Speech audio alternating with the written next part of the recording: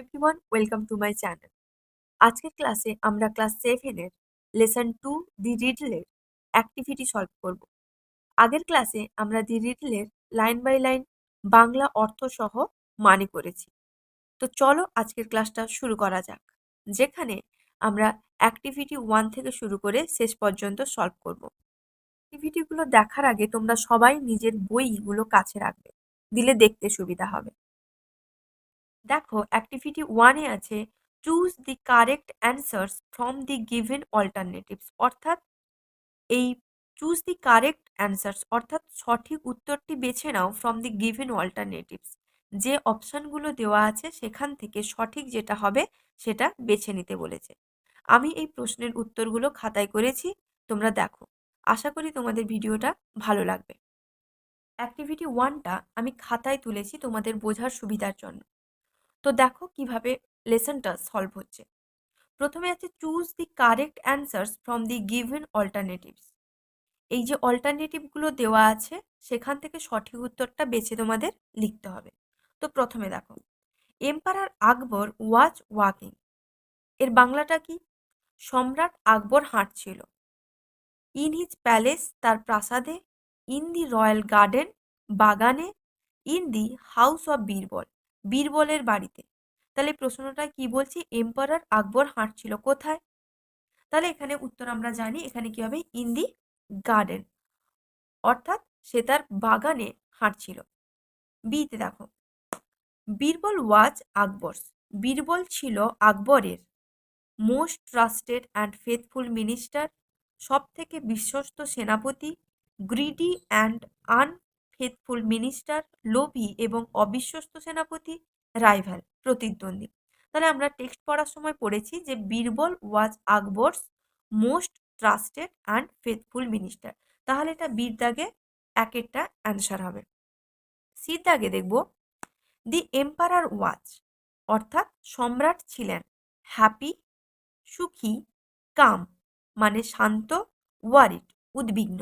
এখানে কি হবে? দি এম্পারার ওয়াজ ওয়ারিড, এম্পারার অর্থাৎ সম্রাট কি ছিল? উদ্বিগ্ন ছিল বা কোনো চিন্তায় ছিল। এরপরে দেখো ডির দাগে, দি fastest thing on earth is, পৃথিবীর দ্রুততম বস্তু। পৃথিবীর দ্রুততম বস্তু কোনটি? তোমরা গল্পটা পড়ার পরে নিশ্চয়ই বুঝতে পেরেছো যে পৃথিবীর দ্রুততম বস্তু কোনটি। দি হিউম্যান মাইন্ড, মানুষের মন। বুলক কার্টস, গরুর গাড়ি। হর্স, ঘোড়া। তাহলে এখানে অ্যান্সার একের দাগেরটা হবে দি হিউম্যান মাইন্ড। ইর দাগে দেখো, দি never was outwitted by, অর্থাৎ প্রতিবেশী যুক্তিতে হেরে গেছিল। কার দ্বারা? আউট উইটেড বাই, কার দ্বারা? আকবর, বীরবল। দি নেভার্স ফ্রেন্ড, আকবরের দ্বারা সে যুক্তিতে হেরে গেছিল, বীরবলের দ্বারা সে যুক্তিতে হেরে গেছিল, নাকি প্রতিবেশীর বন্ধুর দ্বারা সে যুক্তিতে হেরে গেছিল? এখানে উত্তর কি হবে? Birbal.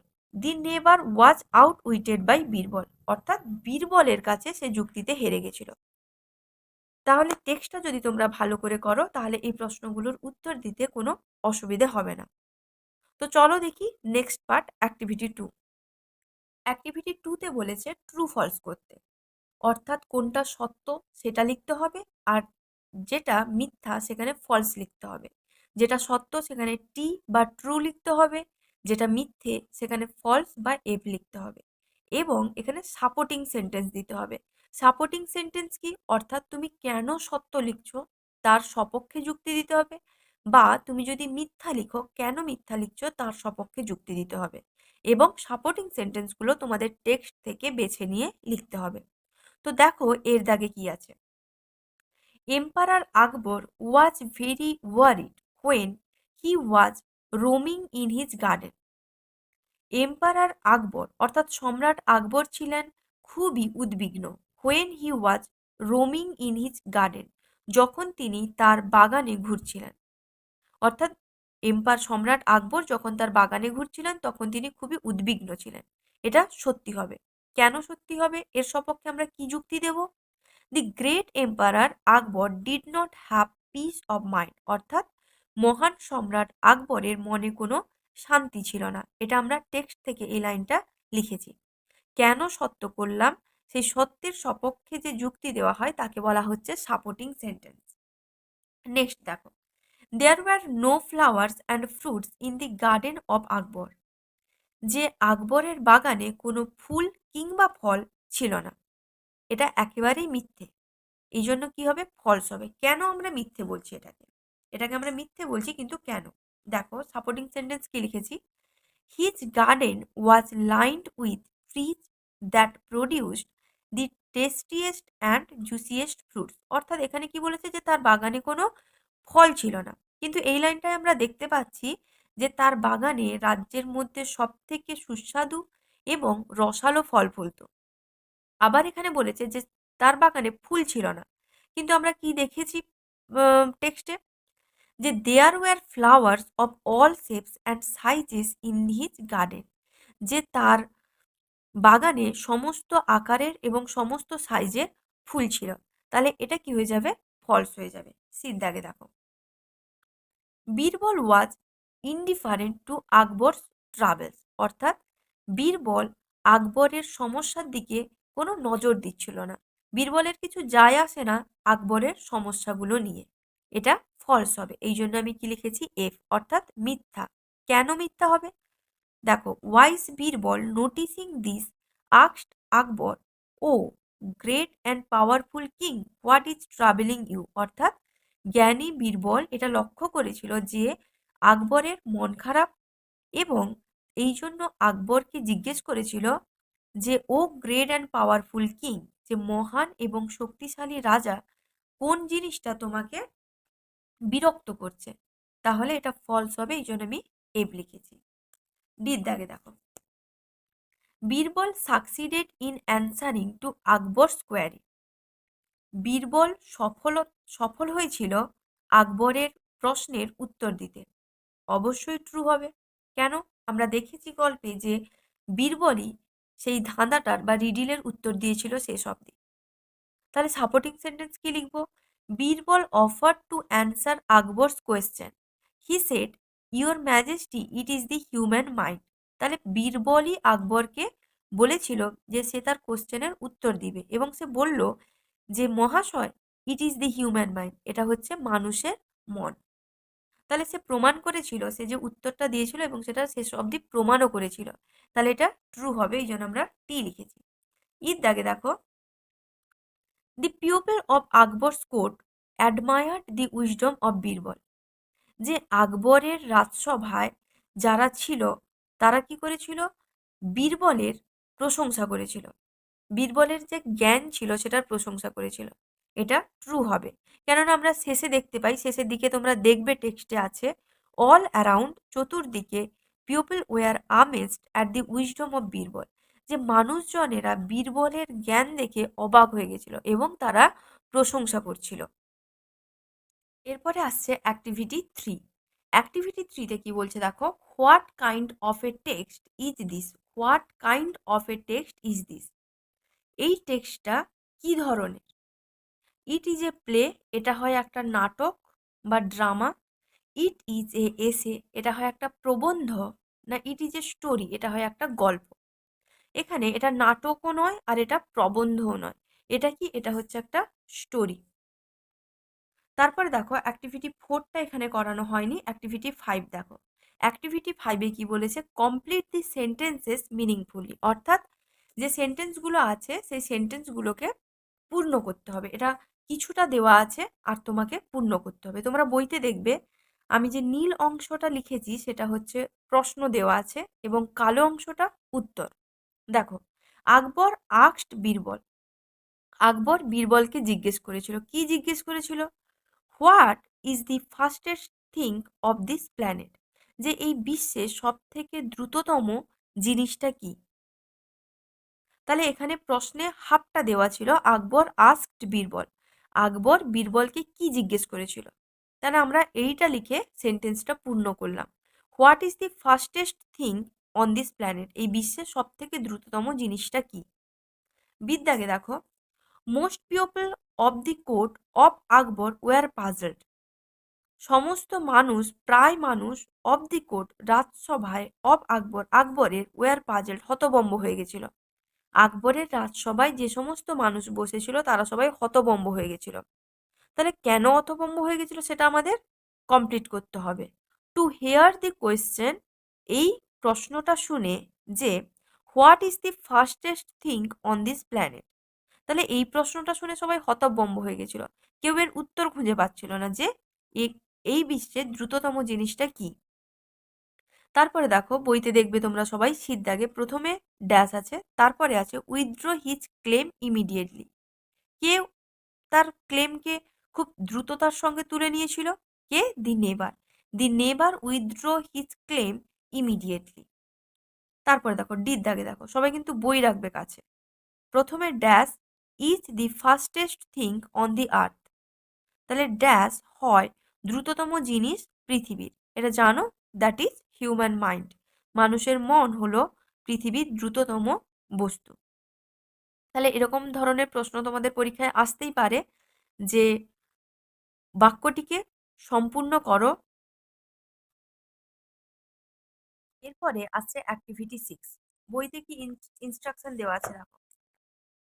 Fill in the chart with information from the text. অর্থাৎ টেক্সট থেকে তথ্য নিয়ে এই কলামটা তোমরা পূর্ণ করো যেখানে ফাঁকা আছে। কজ, কজ কথার অর্থ কি? কারণ।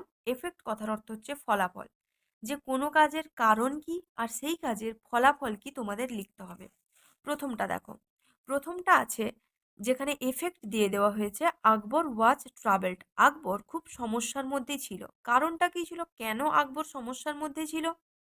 কারণ Akbar could not find an answer to a riddle.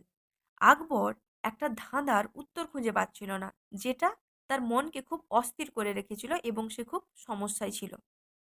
Second দেখো, যেখানে তোমাদের কজটা দেওয়া আছে, এফেক্টটা বের করাতে হবে। কজ কি আছে? Emperor Akbar asked Birbal to solve a riddle.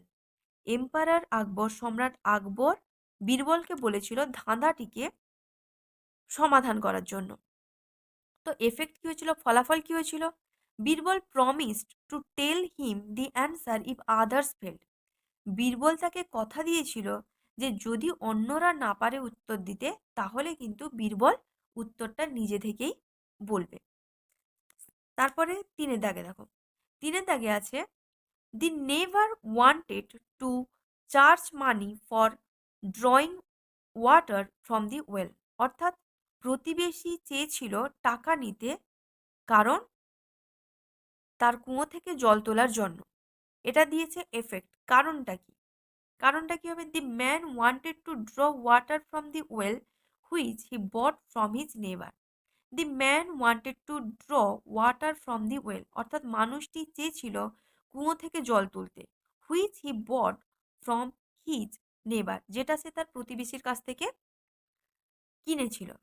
অর্থাৎ এটা তোমরা টেক্সটে পড়েছো যে সে তার প্রতিবেশীর কাছ থেকে কুয়োটা কিনেছে, কিন্তু তার প্রতিবেশী বলছে যে তুমি কুয়োটা বিক্রি করেছি তোমাকে, আমি তোমাকে জল বিক্রি করিনি, তাহলে তুমি জল কেন তুলবে? সেই জায়গাটাই দেখলেই তোমরা অ্যান্সারটা পেয়ে যাবে। আর প্রত্যেকটা অ্যান্সার টেক্সট থেকে বেছে নিয়ে করবে, কোনো মুখস্থ কোনো সহায়িকা দেখে করার চেষ্টা করবে না। তারপরে দেখো অ্যাক্টিভিটি 7। অ্যাক্টিভিটি 7-এ কি বলছে দেখো, অ্যান্সার দি ফলোয়িং কোয়েশ্চেন্স। অর্থাৎ নিচের প্রশ্নগুলোর উত্তর দাও। তো আমি খাতায় করেছি, দেখো অ্যান্সারগুলো কি হবে। দেখো ফার্স্ট কোশ্চেন কি আছে, what are the things that the great emperor Akbar love. তাহলে কোনো প্রশ্নের উত্তর করার আগে বা ইংরেজি কোনো প্রশ্নের উত্তর দেওয়ার আগে তোমাদের আগে বাংলাটা ভালো করে জানতে হবে। বাংলাটা ভালো করে জানলে তোমরা উত্তরটা দিতে আরো ভালো করে পারবে। তো দেখো, what are the things that the great emperor Akbar love. মহান সম্রাট আকবর কোন কোন জিনিসগুলিকে ভালোবাসতো? উত্তর কি হবে? The things that the great emperor Akbar loved. যে ওই জিনিসগুলো যেগুলো মহান সম্রাট আকবর ভালোবাসতো সেগুলো হলো আর আর্টস শিল্প বা কলা, সায়েন্সেস বিজ্ঞান, লিটারেচার সাহিত্য অ্যান্ড মিউজিক এবং গান। এটা দেখবে একদম প্রথমেই আছে। তারপরে দেখো বিদ্যাকে, why did Akbar not have peace of mind. আকবরের মনে কোনো শান্তি ছিল না কেন? Akbar had not peace of mind because he could not solve a riddle. আকবরের মনে শান্তি ছিল না কারণ সে একটা ধাঁধাকে সমাধান করতে পারছিল না। সেন্টেন্স গঠনের নিয়ম তোমরা সবাই জানো যে subject plus verb plus object. সেই হিসাবে আমরা বসিয়ে কোশ্চেনের অ্যান্সারগুলো দিব। তারপরে দেখো সেই দাগে, what was the problem presented by the man from the audience. কি বলছে যে সমস্যাটা কি ছিল, প্রেজেন্টেড বাই দি ম্যান, ওই মানুষটা যেটা দেখিয়েছে, ফ্রম দি অডিয়েন্স। কি বলছে, what was the problem presented by the man from the audience. দর্শকদের থেকে যে সমস্যাটা এসেছিল সেই সমস্যাটা কি। দেখো, the problem presented by the man, সমস্যাটা যেটা মানুষটা দেখিয়েছিল, ওয়াজ দ্যাট, ছিল যে his neighbours had sold him a well, তার প্রতিবেশী তাকে একটা কুয়ো বিক্রি করেছিল। But when he wanted to draw the water from well, কিন্তু যখন সে জল তুলতে গেল সেই কুয়ো থেকে, his never wanted to charge him money for it, তার প্রতিবেশী কি করলো, তার জন্য তাকে টাকা চাইলো, যেহেতু সে তার কুয়ো থেকে জল তুলছে। তারপরে দেখো ডির দাগে, how did Birbal solve the problem, কিভাবে বীরবল সমস্যার সমাধান করেছিল। এটা আমরা গল্পের শেষের দিকে দেখতে পাই যে বীরবল কিভাবে তার জ্ঞান দিয়ে, তার বুদ্ধি দিয়ে সমস্যার সমাধান করেছিল। উত্তরটা কিভাবে লেখা হবে সেটা দেখো, Birbal solve the problem instantly, Birbal খুব তাড়াতাড়ি তক্ষুনি সমস্যার সমাধান করেছিল। With his wheat and wisdom, তার জ্ঞান এবং বুদ্ধির দ্বারা। হি টোল্ড দ্যাট, সে বলেছিল যে, now the owner of the well was the man, এখন এই কুয়োর মালিক হচ্ছে মানুষটি। If his never claim to pay the money, আর যে বিক্রি করেছিল অর্থাৎ সেই প্রতিবেশী যদি এখন দাবি করে যে তাকে টাকা দিতে হবে for water to the man, for water, জলের জন্য ওই মানুষটির কাছে, দেন তখন he should be playing the man rent for keeping water in his well, তখন তাকেও ভাড়া দিতে হবে তার কুয়োতে জল রাখার জন্য। এইভাবেই তার খুব দৃঢ় উপস্থিত বুদ্ধির মাধ্যমে সে। তো আজকের ক্লাসে আমরা অ্যাক্টিভিটি 1, অ্যাক্টিভিটি 2, অ্যাক্টিভিটি 3, 5, 6 আর অ্যাক্টিভিটি 7 কমপ্লিট করলাম। এর পরের ক্লাসে আর বাকি পার্টটা কমপ্লিট করা হবে। যদি ভিডিওটা ভালো লেগে থাকে তাহলে অবশ্যই কমেন্ট করো, লাইক করো এবং বন্ধুদের সঙ্গে শেয়ার করো। Thanks for watching. আর চ্যানেলটাকে অবশ্যই সাবস্ক্রাইব করো।